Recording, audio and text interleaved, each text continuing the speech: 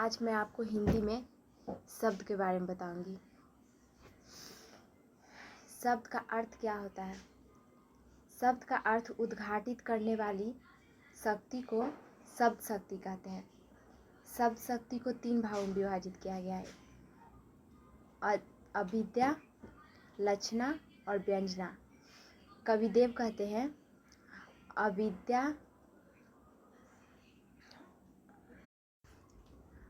अविद्या उत्तम काव्य है, मध्य लक्षणा लीन, अधम व्यंजना रस विरस, उल्टी कहत नवीन। आइए आपको हम बताते हैं कि ऐसा कवि ने क्यों कहा है। तो पहले बता दूं, ध्वनि जो है वो हमारा शब्द शक्ति नहीं है। और अब हम बताएंगे अविद्या क्या है।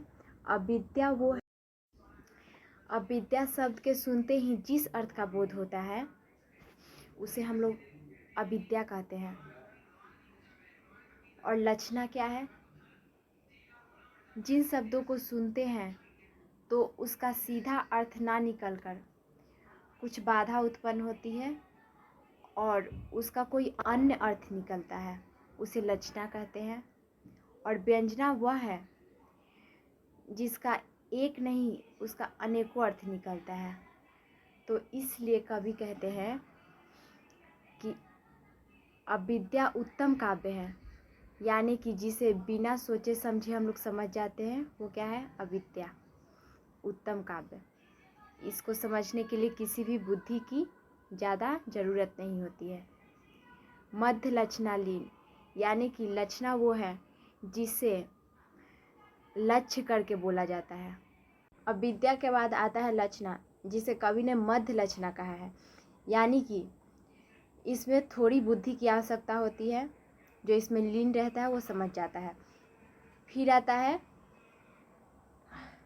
व्यंजना, जिसे कवि ने कहा है अधम व्यंजना रस विरस, उल्टी कहत नवीन, यानी कि व्यंजना में रस रहता है, उसमें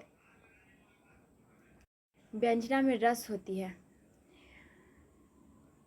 इसलिए इसे कहते हैं कि रस से जो भरा हुआ होता है उसे समझना थोड़ा मुश्किल होता है। तो इसे कवि कहते हैं कि जैसे अबला जीवन हाय, तुम्हारी यही कहानी, आंचल में है दूध और आँखों में पानी। इसमें माता के स्नेह और दैन्य का चित्रण किया है, व्यंग किया है उस पर, जो कि शब्दगत नहीं अपितु उसके अर्थ पर निर्भर है। इसमें जो हम वाक्य बोले हैं उसमें कहीं भी माँ का या ममता का जिक्र नहीं किया गया है, लेकिन इनके शब्दों से यह पता चलता है कि ये माता के बारे में है। और इससे यह भी अर्थ निकलता है कि यह एक नारी के बारे में बताया जा रहा है। और यह कैसे हुआ? तो इसमें रस डालकर इसे क्या किया गया है? चमत्कारित किया गया है।